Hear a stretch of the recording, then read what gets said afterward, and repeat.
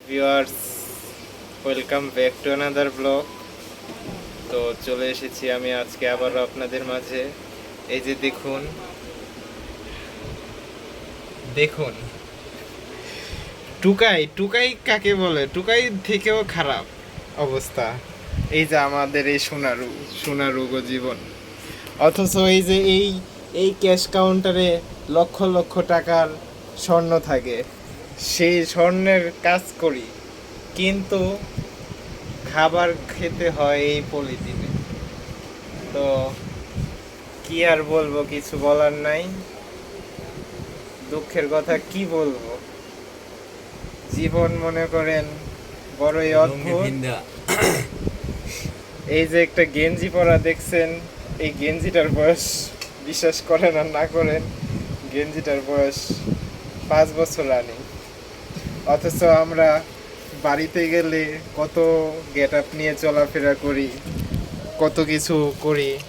মানুষ মনে করে কি স্বর্ণকার যারা, তাদের নাকি অনেক টাকা পয়সা, কিন্তু এটা যে ভুল। দেখুন এই যে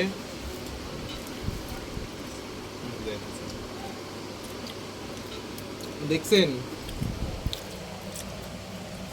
তো, কষ্টের কথা মনে করেন বললে শেষ হবে না। এই দেখেন গোস, এটা যে কিসের গোস, এটা একমাত্র খোদাই জানে।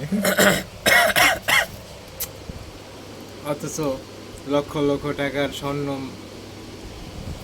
নিজ হাতে কত কিছু করি, কিন্তু আমাদের থাকা খাওয়া, আসলে মানে এই কষ্টের কথা কাউকে বোঝাতে পারবো না। আমি এই যে দেখেন, এই যে এই যতটুকু জায়গা আছি এখানেই আমি ঘুমাই, এই যে এখানেই ঘুমাই, এখানেই রাত, ঘুম এখানেই, খাবার এখানেই, সব কিছু।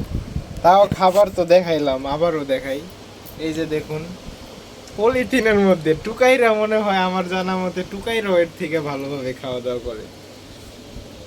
তো আপনাদের কাছে এটুকুই বলার, আমরা স্বর্ণকার বলে আমাদেরকে